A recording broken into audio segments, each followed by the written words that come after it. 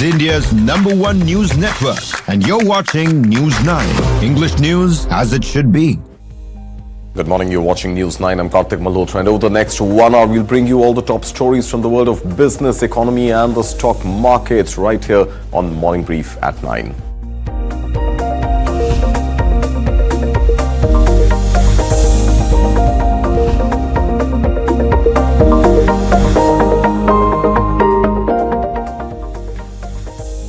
This is Morning Brief at 9. First up, let's bring you all the headlines that we're tracking for you this Wednesday morning. US President Donald Trump signs order hiking steel and aluminium tariff to 50% from 25% starting June 4. That's today, following through on a pledge to boost import taxes to help domestic manufacturers. Wall Street rises again as US stocks pull closer to their records. Hopes are still high on Wall Street that Trump will reach trade deals with other countries that will ultimately lower tariffs, particularly with the world's second largest economy, China. India has the drive, says US Commerce Secretary Howard Lutnick, amid push for India to buy US-made fighter jets and bid goodbye to Russian aircraft.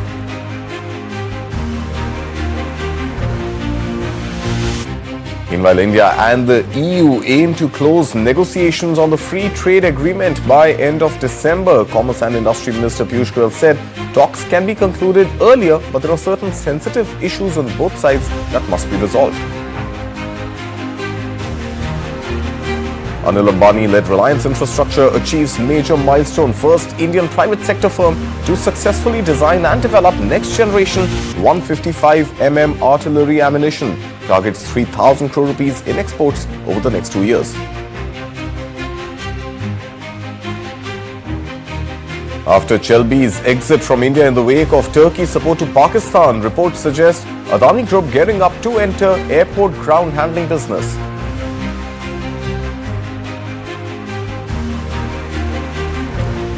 A day after long pending clarity on Tesla now not intending to make in India, the Elon Musk-led US EV maker leases its fourth workspace in India. Reports suggest it could be a 24,500 square foot, either a warehouse or service center.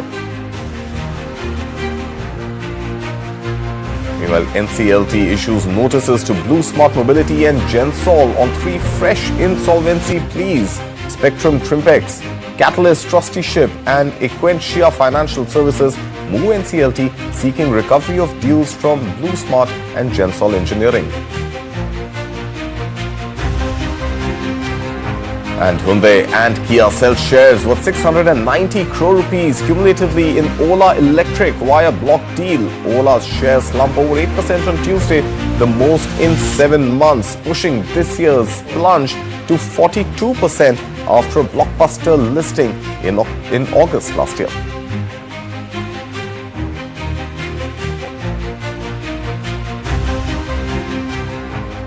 Let's start with the first story coming from overseas. In a bold move with far-reaching global trade implications, US President Donald Trump signed an executive order today doubling tariff on imported steel and aluminium to 50%. The order, effective post Wednesday midnight US time, aims to protect America's national security and industrial base.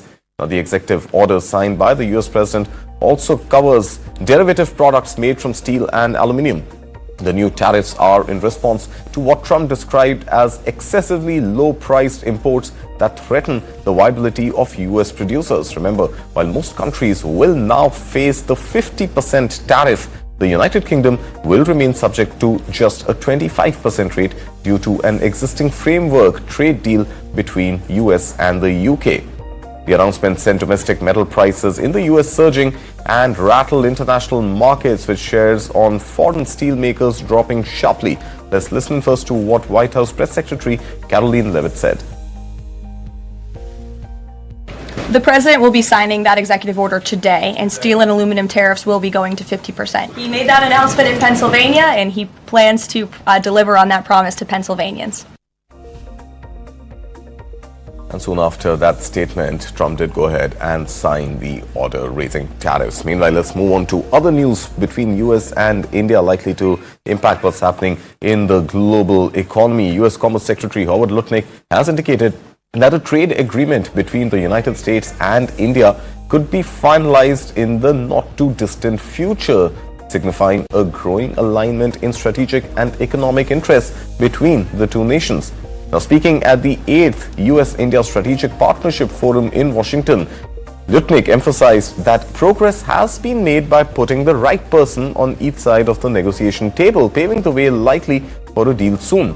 However, Lutnick acknowledged that a major challenge in the India-US relationship has been India's long-standing preference for purchasing military equipment from Russia. He noted that this procurement approach rubbed the United States the wrong way, but pointed out signs that India is beginning to shift towards buying military gear from the United States, a move that could improve bilateral ties. He also addressed India's participation in BRICS and its stance on reducing reliance on the US dollar, which he described as a source of tension. However, Lutnick praised the openness of both governments to directly address and resolve these concerns, emphasizing a positive place in the relationship. So the Indian economy is extraordinary. Your human capital capacity is amazing. Your growth rate is amazing. But there were certain things that the Indian government did that generally rubbed the United States the wrong way. For instance, you generally buy your military gear from Russia. That's a way to kind of get up, under the skin of America if you're going to buy your armaments from Russia. So I think India is starting to move towards buying the military equipment from the United States, which then goes a long way. And these kind of things, just creating that relationship, being a part of BRICS, Yep. right? Which is, let's move to not support the dollar and dollar hegemony. That's not really the way to make friends and influence people in America. So, the president calls that out directly and specifically, and the Indian government is addressing it specifically and directly, and that's how you move on to a really positive place, is put it on the table, address it straight on, resolve it straight on, and get to a really good place, and I think that's where we are. And staying with trade partnerships and trade deals, India and the European Union are intensifying efforts to finalize a comprehensive free trade agreement, moving beyond earlier plans for an interim deal. Negotiations, which began in 2022, have made major progress, with only a few remaining issues left to resolve as both sides work against a year-end deadline. A senior official emphasized that the goal remains the signing of a full-scale free trade agreement covering critical areas such as trade in goods and services, rules of origin, customs procedures, and dispute settlement mechanisms.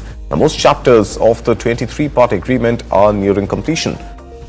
French Minister of Foreign Trade expressed optimism that an agreement could be reached in the coming weeks or months. He highlighted that the deal symbolizes a shared commitment to promoting free trade amid global challenges, reinforcing the importance of both India and EU place on this partnership. Key regulatory issues under discussion include the EU's Carbon Border Adjustment Mechanism, CABM, or the tax imposed on steel and iron imported from India, as well as deforestation regulation, which will impact trade terms. In addition to the free trade agreement, talks are ongoing on a bilateral investment treaty and an agreement on geopolitical indications, both expected to follow the conclusion of the trade deal. Meanwhile, St. Martin also emphasized the need to address tariff and non-tariff barriers carefully, balancing trade facilitation with sensitivities related to agriculture, environment, and sanitary standards. He stressed that reaching consensus requires understanding and accommodating the concerns of all parties involved.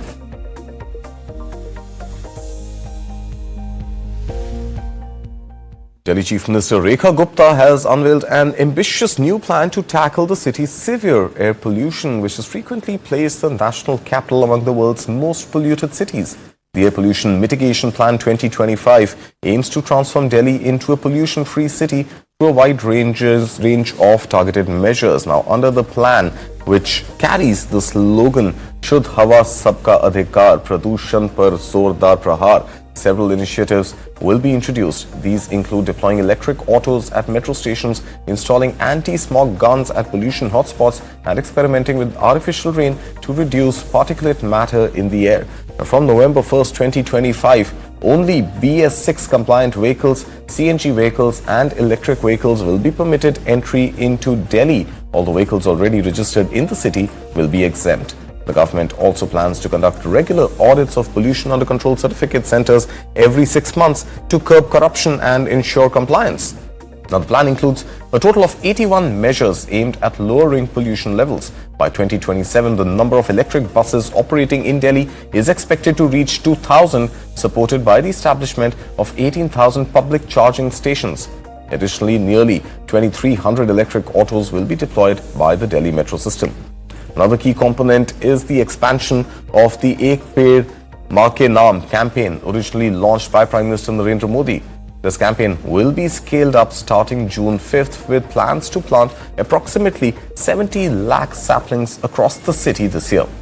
Now remember, last year, Delhi's AQI or Air Quality Index crossed hazardous levels, leading to an emergency declaration and the activation of the Graded Response Action Plan 4 by previous government. Delhi की जितने entry point है इस पे हम ANPR यानी automatic number plate registration recognition कैमरे लगाएंगे जो कि एंड ऑफ लाइफ व्हीकल को पहचान पाएंगे और जैसे ही वो व्हीकल इन कैमरास की रेंज में आएगा तो पता चल पाएगा कि ये व्हीकल जो है pollution creating end of life vehicle हैं तो तुरंत उन्हें ट्रेस करके उन्हें रोका जाएगा। सभी पेट्रोल पंप्स पे भी ये वाले कैमरे लगेंगे, ENPR वाले ANPR कैमरास लगेंगे और पेट्रोल पंप से भी एंड ऑफ लाइफ व्हीकल को हम ट्रेस कर पाएंगे। दिल्ली की बाउंड्री वॉल में, दिल्ली की परिधि में कोई भी व्हीकल जो आएगा वो BS6 CNG या EV कमर्शियल व्हीकल होना जरूरी होगा 1 नवंबर 2025 से, ताकि दिल्ली में जो पॉल्यूशन का इतना भयंकर समस्या है उसको मिल करके हम सभी कम कर पाएं, क्योंकि दिल्ली का अपना व्हीकल जितना पॉल्यूशन में कंट्रीब्यूट करता है उतना ही बाहर से आने वाला व्हीकल भी दिल्ली के पॉल्यूशन को बढ़ाता है। All right, let's move on now to some corporate news that we're tracking for you today. Reliance Infrastructure, led by Anil Ambani, has achieved a milestone in India's defense sector by becoming the first private company in the country to design and develop next-generation 155mm artillery ammunition. This comes under a design-cum-production partner agreement with the Defence Research and Development Organisation, or DRDO's Armament Research and Development Establishment in Pune, reflecting a major step forward in the government's Make in India initiative. The company has successfully developed 4 types of 155mm shells using fully indigenous technology, with development work now complete and production ready to begin. Reliance has integrated 10 Indian firms into its supply chain, creating a strong manufacturing ecosystem to support large-scale production. Looking ahead, Reliance Infrastructure is targeting 10,000 crore rupees business opportunity from the Ministry of Defence over the next decades, alongside an equal export revenue target from other foreign nations. Now, this ambitious plan aligns with projections of rising ammunition expenditure by the Indian Army, expected to grow from 7,000 crore rupees in 2023 to as much as 12,000 crore rupees annually by 2032. Now, to boost its defense manufacturing capabilities, Reliance is investing 5,000 crore rupees in establishing a greenfield ammunition and explosives manufacturing facility at the Dhirubhai Ambani Defence City in Ratnagiri in Maharashtra. Now spread over 1,000 acres, this will be the largest private sector greenfield defense project in India. And staying with other corporate news, the Adani Group is gearing up to enter the airport ground handling business following the ban on Turkish firm CELEBI Airport Services. Now, the CEO of Adani Airport Holding Limited confirmed that the group will manage ground operations not only at the 8 airports it currently runs, but also plans to bid for contracts at major hubs like Delhi, Bengaluru, Ahmedabad as well as Mumbai. Now remember, the development follows the revocation of CELEBI security clearance by India's Bureau of Civil Aviation Security on May 15, citing national security concerns. Now, CELEBI, which handled 70% of ground operations at Mumbai airport and services at 9 other airports, including Delhi and Chennai, faced backlash after Turkey's public support for Pakistan and criticism for India's cross-border strikes during Operation Sindoor.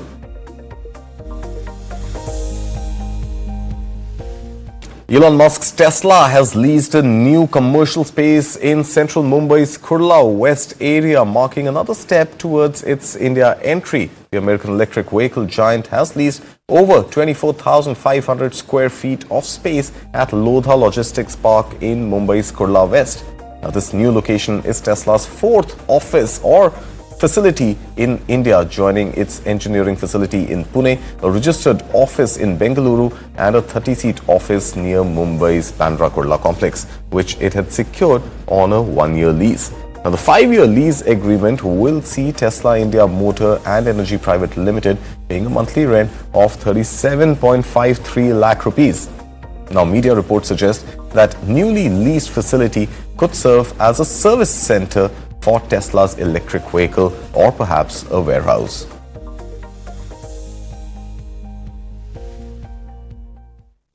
Mounting legal and financial troubles have hit EV ride-hailing firm BluSmart Mobility and its associate Gensol Engineering Limited. The National Company Law Tribunal or NCLT issued notices to both companies on Tuesday over 3 fresh insolvency petitions filed by financial creditors citing defaults in payments.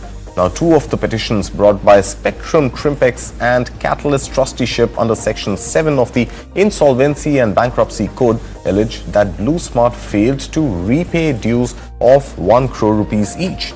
Meanwhile, Equentia Financial Services has claimed that Gensol Engineering owes it nearly 9 crore rupees. Now, in response, the tribunal has directed the firms to submit their replies within 7 days.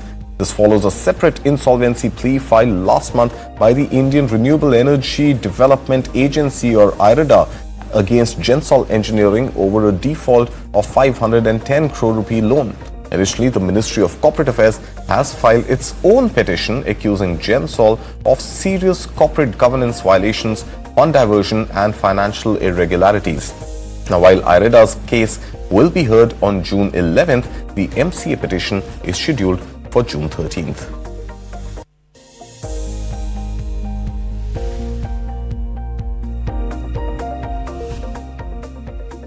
And there's a major development now coming in for Ola Electric. Hyundai Motor and Kia Corporation have offloaded shares worth nearly 690 crore rupees in Ola Electric through open market transactions.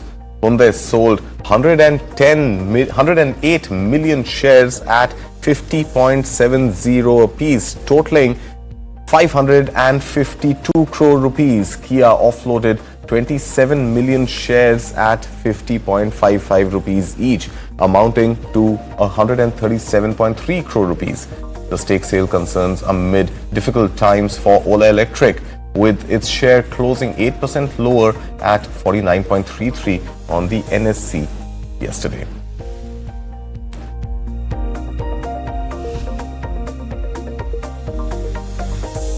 Electric has been under pressure lately. The company reported a sharp rise in losses to 870 crore rupees in the quarter ending March 31st, more than doubling from a year ago period. Operating revenue also plunged nearly 62% to 611 crore rupees, indicating a major drop in the scooter sales and its market share.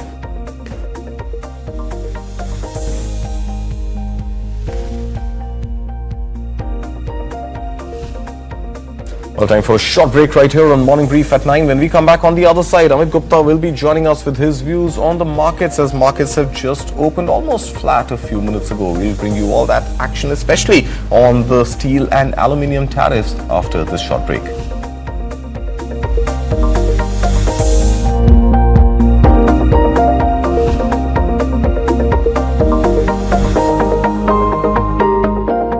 Mummy से non dine summer अंडा तो हर season में super hit है। Superstar है ये, सर्दी हो या गर्मी, संडे हो या मंडे, रोज खाओ Monday.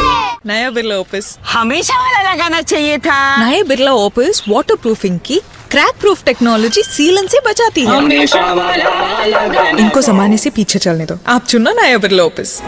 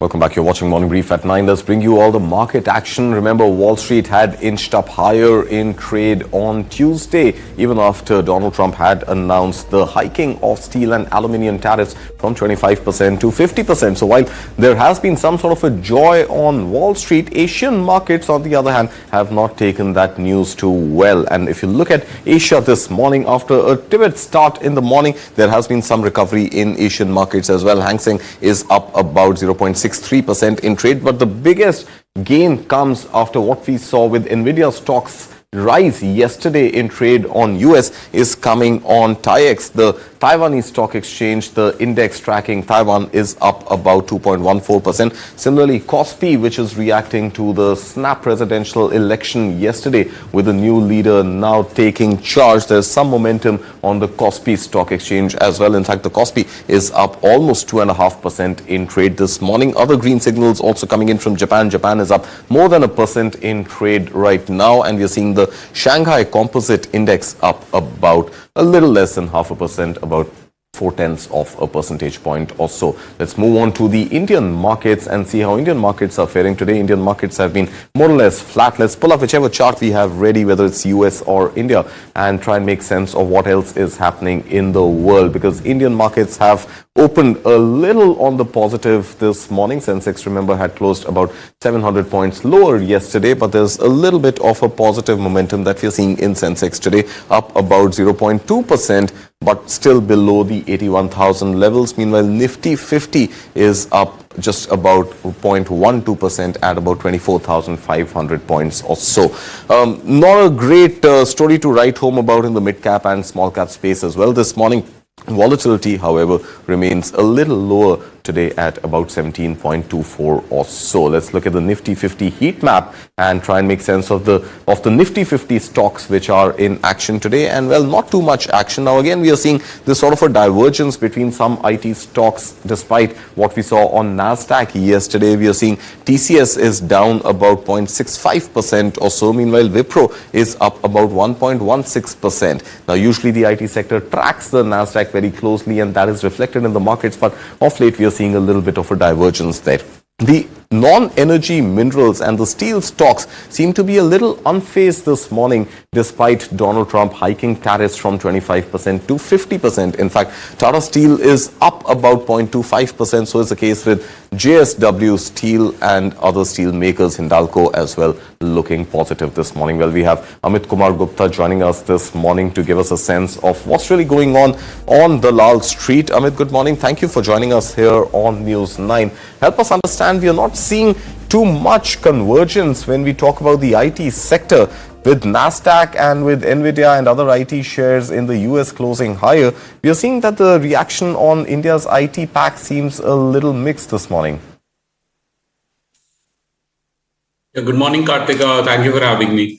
So I think, Nifty IT pack is mostly into the services sector, which has nothing to do with really Nvidia or other these players in the AI theme.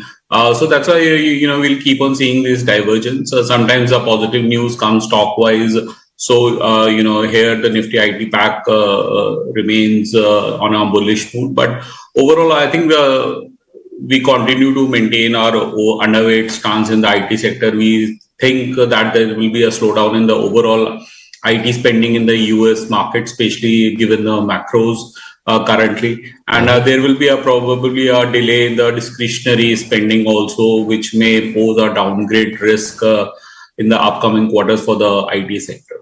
All right, and let's move on now from the IT sector to something which was expected to directly impact India's exports, and that is the steel and aluminium sector. But this morning again we are seeing that that stocks of JSW Steel, Tata Steel and Hindalco are both a little in the positive territory, and that seems a little counterintuitive, doesn't it, Amit, given the fact that Trump has gone ahead and signed the order to increase tariffs on steel imports from 25% to 50%.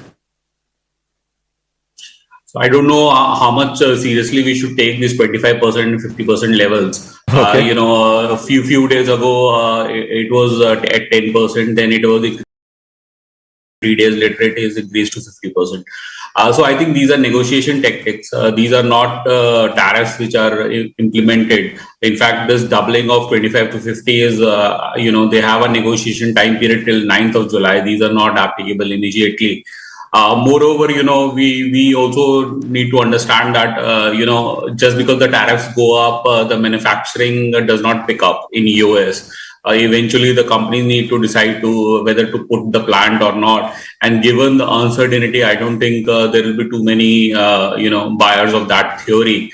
In fact, if you go back, in the Trump's last term, the 2018-19 steel tariffs actually caused much more job losses in the manufacturing sectors.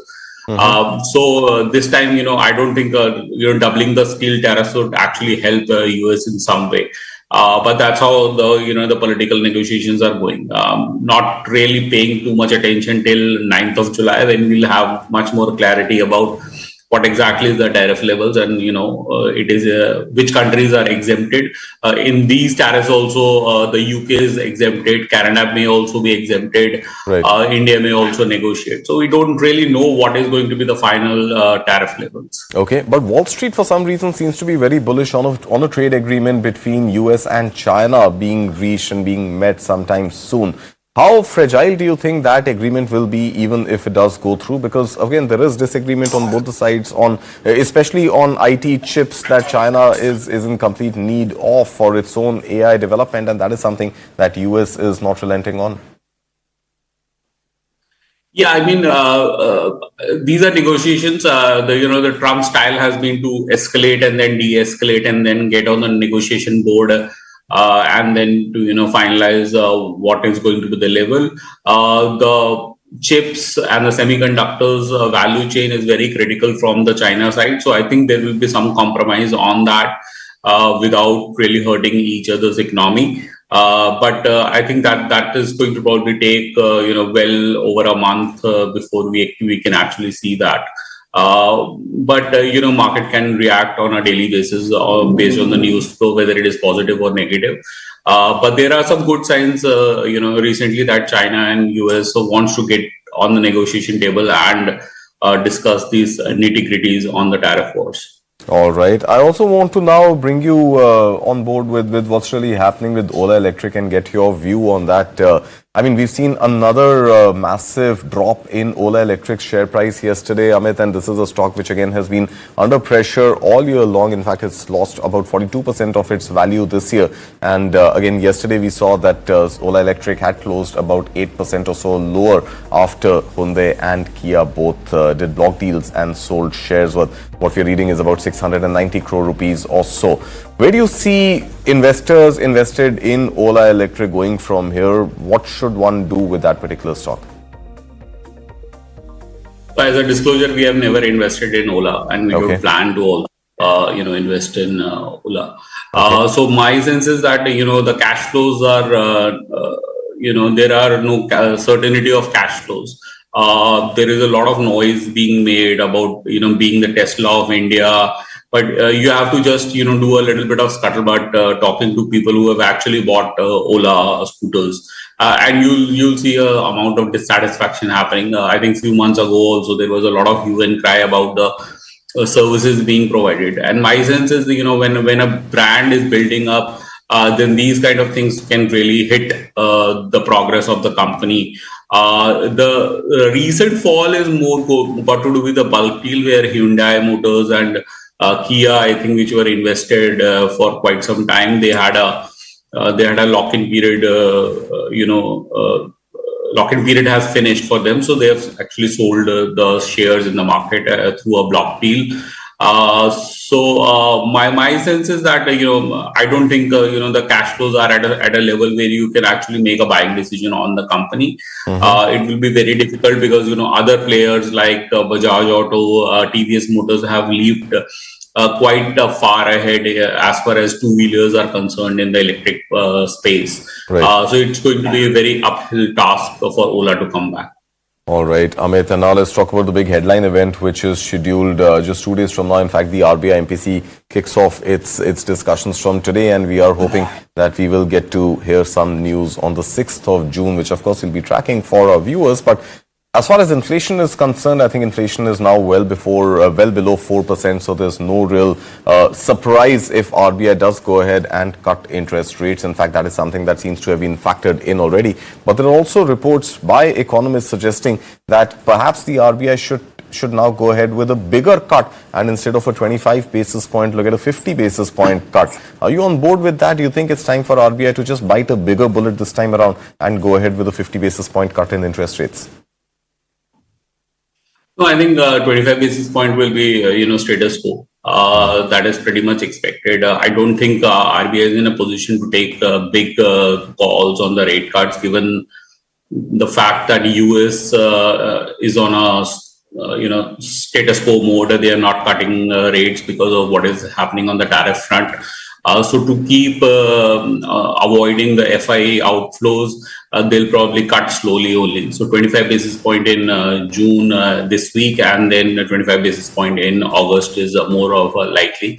Remember, US cut 100 basis point in the last quarter, from September till December last year. So, and we have done two 25 basis point cuts. So we are at 50 basis points cut.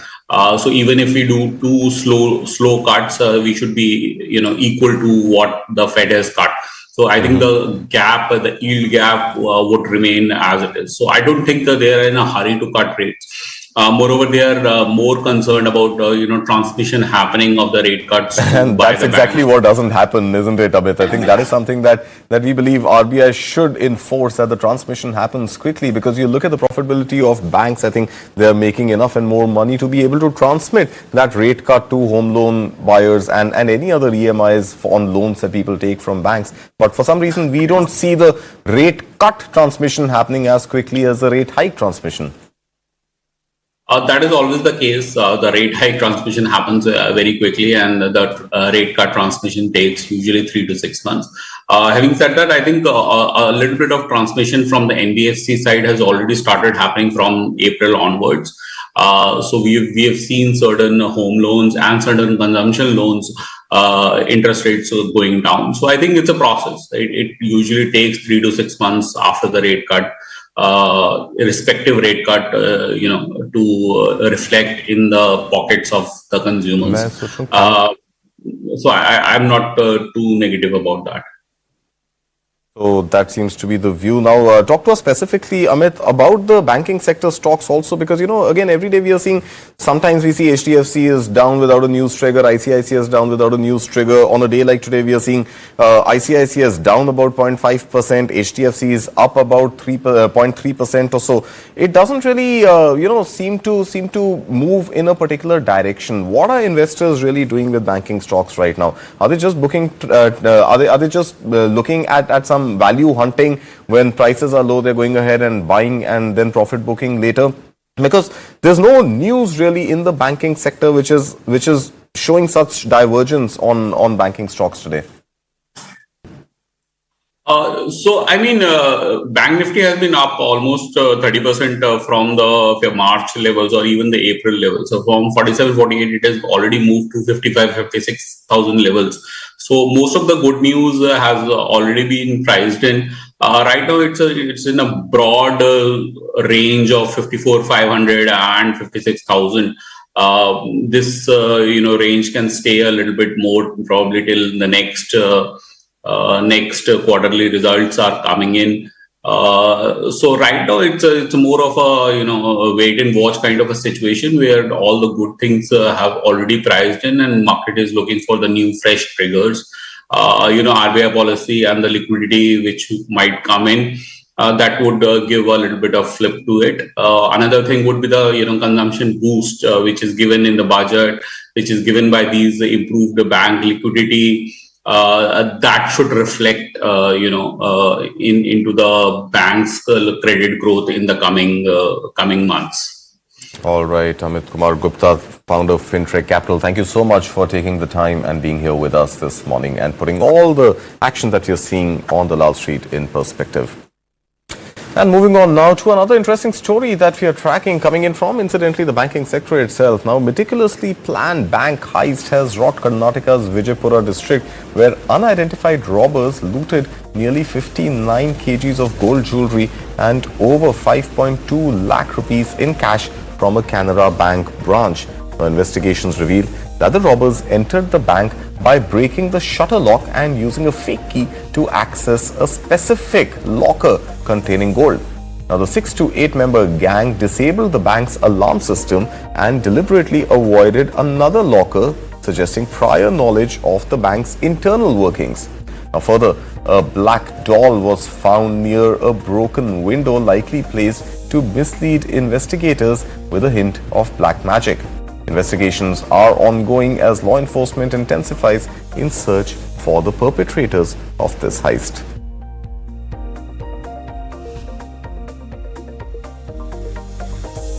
And before we slip into another break, let's look at the global stories that we're tracking for you this morning. US President Donald Trump signs executive order to double steel aluminium tariffs to 50%. Global markets rattle as domestic US metal prices surge.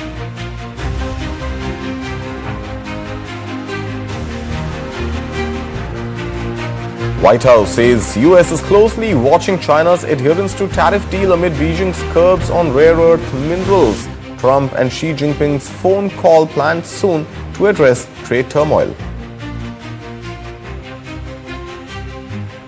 And there seems to be a rift now between billionaire Elon Musk, who blasts US President Donald Trump's big beautiful tax bill, calls it a disgusting abomination. International Economic Monitor OECD blames US trade policy for sharp global slowdown. Growth cut to 2.9% amid rising investor dread and geopolitical friction. Ukraine strikes crucial bridge connecting Russia and the occupied Crimea Peninsula with explosives planted underwater. The bridge was a flagship project for Russian President Vladimir Putin.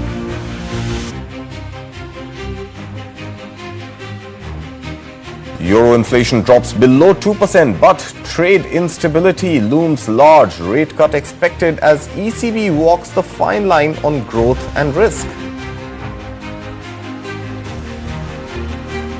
Opposition leader Lee Jae-myung wins South Korea's presidential polls, following dramatic snap election 6 months after the country's previous leader declared martial law. Taiwan pours $1 billion into drone self-sufficiency to cut China ties. Defense sector primes for independence amid rising regional threats from Beijing. And tech giant Meta secures 20-year nuclear deal to power data infrastructure. Big tech turns to atomic energy as sustainability pressures grow. All these stories on the other side of the break. You're watching Morning Brief at 9.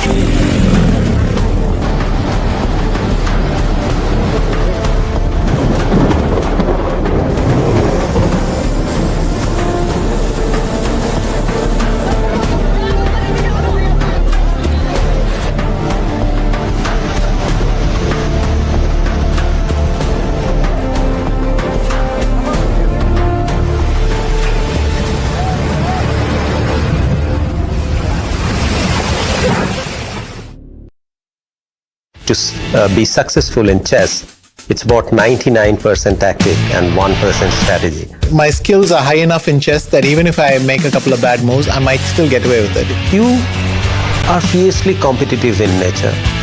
You go there to decimate your opponent, but you come across as a typical good boy that every mother would like to have in their son. But it doesn't mean you're not raging inside. Or equally, euphoric. So you're deceptive that way. I think if you probe most people, they will be like that. 37 years back, you single-handedly broke the Soviet war. People who observe chess think we're in a lot more control than we actually are. Do you think that chess would face any kind of threat with the advent of AI? Computers have been much stronger than us for at least 25 years. There's no stopping it, so we might as well accept it. Watch Radico Presents Duologue with Barun Das, Season 3, featuring Vishwanathan Anand at these times on News 9. News 9, English news as it should be.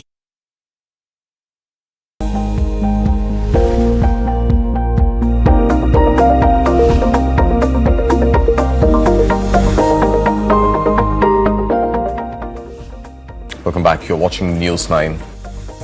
The White House said on Tuesday that it's closely tracking China's adherence to last month's tariff agreement amid growing concern over Beijing's curbs on rare earth mineral exports, materials crucial to the U.S. defense and technology sector. Now, speaking to reporters, White House spokesperson Caroline Leavitt confirmed the administration is actively monitoring the situation and reiterated that President Donald Trump is expected to speak with Chinese President Xi Jinping soon. Well, I can assure you that the administration is actively monitoring China's compliance with the Geneva Trade Agreement. I know the United States, on our end, we have complied with the terms that we set, and our administration officials continue to be engaged in correspondence with their Chinese counterparts. And as you all know, and I know there's a lot of interest in it, there will be a leader-to-leader talk very soon. And when that happens, as always, we will let you know. And tensions seem to have flared between US tech mogul Elon Musk and US President Donald Trump as the Tesla CEO publicly attacked Trump's marquee Big Beautiful tax bill. In a fiery post on social media platform X, Musk denounced the $3 trillion spending bill as a disgusting abomination, sharply criticizing Republicans who voted for it. Now, the bill touted by Trump as his Big Beautiful bill has drawn fire for slashing aid programs while ballooning the national deficit. Now, Musk's rebuke follows this recent exit from Donald Trump's advisory team and signals a significant break between the two high-profile figures. The global economy is cooling faster than anticipated, and the Trump administration's trade war may be largely to blame. That's the latest assessment from the Organization of Economic Cooperation and Development, or OECD, which downgraded its global growth forecast for the year from 3.3% earlier to 2.9% now. The revision underscores growing concerns about the long-term toll of protectionist policies on international economic stability. Take a look. Global economic growth is slowing more than expected as the fallout from the Trump administration's trade war takes a bigger toll on the US economy. That's according to the Organization of Economic Cooperation and Development on Tuesday, as it revised down its outlook. It said global economic growth is on course to slow from 3.3% last year to 2.9% this year. But the OECD warned the growth outlook would likely be even weaker if protectionism increases, and could further fuel inflation and disrupt supply chains. Donald Trump's tariff announcements since he took office in January have already hit financial markets, forcing him to walk back some of his initial stances. Last month, the US and China agreed to a temporary truce to scale back tariffs. The OECD forecast that the US economy would grow only 1.6% this year and 1.5% next. That's assuming, for the purpose of making calculations, that tariffs in place mid-May would remain. The organisation had previously expected the world's biggest economy would grow 2.2% this year. The OECD warned that while new tariffs may create incentives to manufacture in the US, higher import prices would squeeze consumers, and economic policy uncertainty could hold back corporate investment. And moving on to Europe now, in a significant blow to Russian logistics, Ukraine's SBU Security Services says it carried out a targeted operation that damaged a key bridge connecting Russia to Crimea.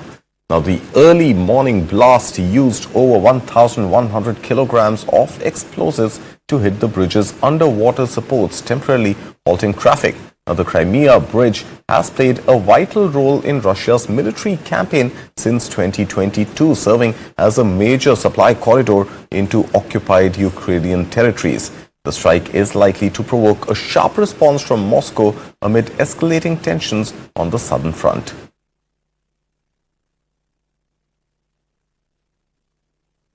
Fresh data release shows that Eurozone inflation has dipped below the European Central Bank's 2% target, strengthening market expectations for an interest rate cut later this week.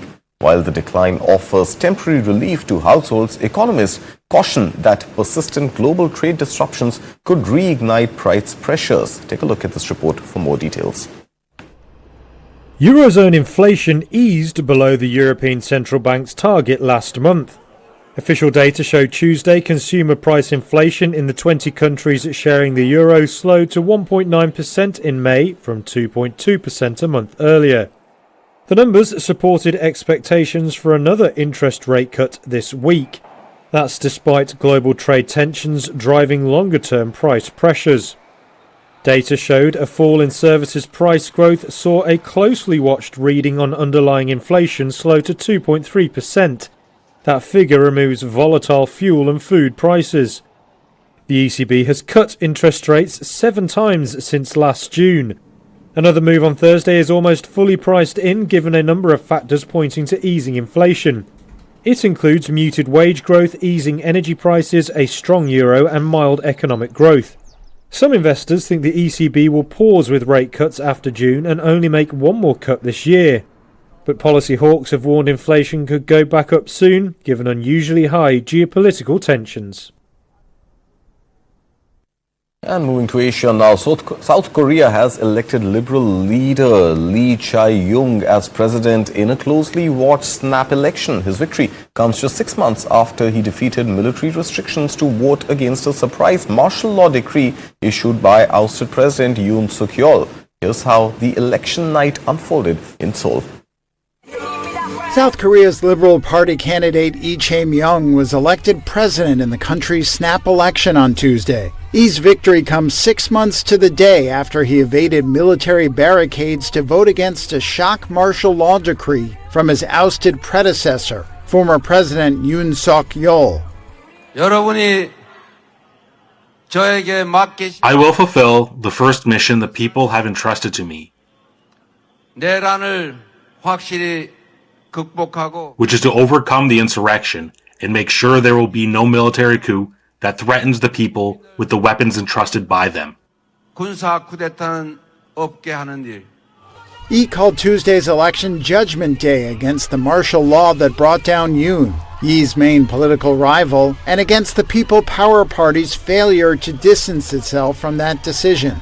Lee's conservative opponent Kim Moon-soo of the People Power Party conceded the race in brief remarks to reporters. I humbly accept the will of the people.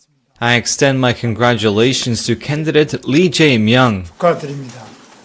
Kim was Yoon's labor minister when the former leader declared martial law on December 3rd. Yoon was later impeached by parliament, which Lee led. The Constitutional Court then removed Yoon from office in April, less than 3 years into his 5-year term. The martial law decree and the 6 months of turmoil that followed marked a stunning political self-destruction for Yoon, effectively handing the presidency to Lee.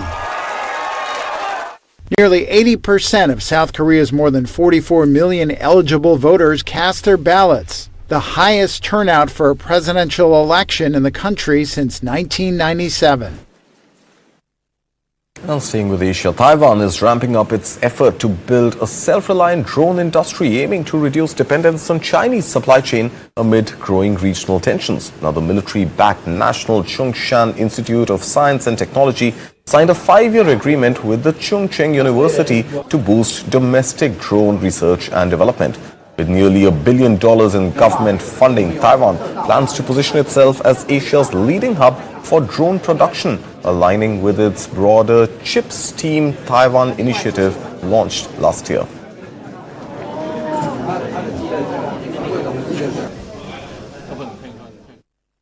Staying with the technology sector, in a first-of-its-kind agreement, US tech giant Meta inked a 20-year deal with Constellation Energy to help extend operations at an Illinois nuclear power plant. The move signals a strategic shift by big tech towards more sustainable long-term energy partnerships to power its data centers. Here's a report.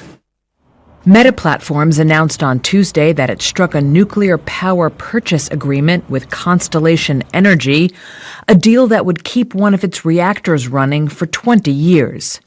It's the first deal of its kind for the Facebook parent and comes as big tech companies look for ways to secure electricity to help power artificial intelligence and data centers. The reactor, part of Constellation's Clinton Clean Energy Center in Illinois, is currently subsidized by the state.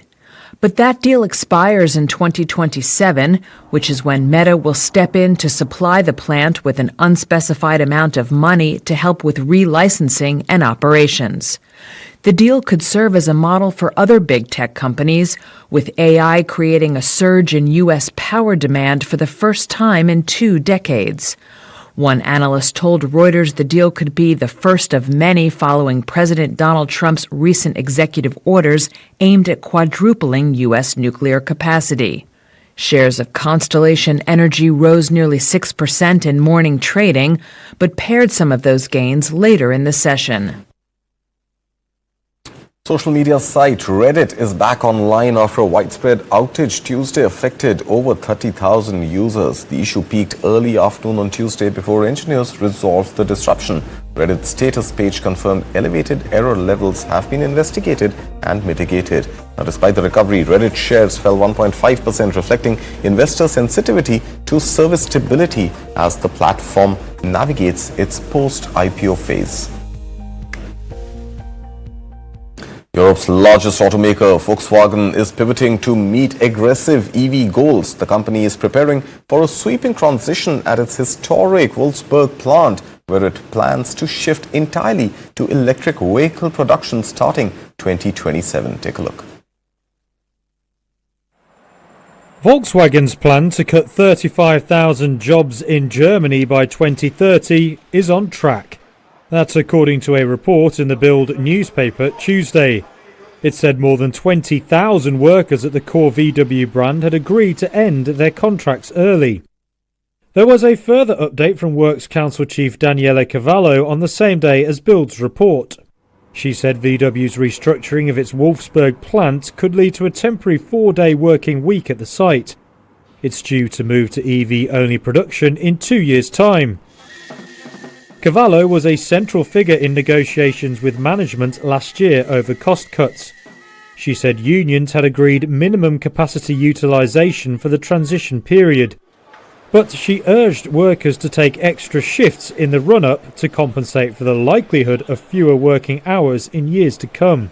Volkswagen struck a deal with unions last December to cut costs in Germany.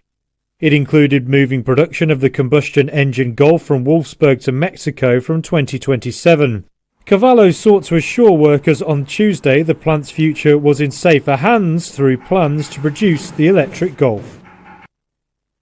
OpenAI CEO Sam Altman painted a bold vision for artificial intelligence during his keynote at the Snowflake Summit in San Francisco on Tuesday. Altman said AI systems are on the verge of not only solving complex business problems, but also generating entirely new knowledge. His remarks underscore the rapid evolution of AI as a tool for discovery with major implications across industries from biotech to finance. Listen in. I think we'll be at the point next year where you can not only use a system to sort of automate some business processes or build these new products and services, but you can really say, I have this hugely important problem in my business. I will throw a ton of compute at it if you can solve it. And the models will be able to go figure out things that teams of people on their own can't do. I would bet next year that in some limited cases, at least, in some small ways, we start to see agents that can help us discover new knowledge or can figure out solutions to business problems that are kind of very non-trivial. Right now, it's very much in the category of, okay, if you've got some like repetitive cognitive work, we can automate it at a kind of a low level on a short time horizon. And so what an enterprise will be able to do, we talked about this a little bit, but just like give it your hardest problem. If you're a chip design company, say, go design me a better chip than I could have possibly had before. If you're a biotech company trying to cure some disease, say, just go work on this for me. Like, that's not so far away. And that's all we have for you on this edition of the Morning Brief. News continues right here on News 9. Up next, after the break, Verghese Ibrahim brings you all the latest updates. Thank you so much for watching.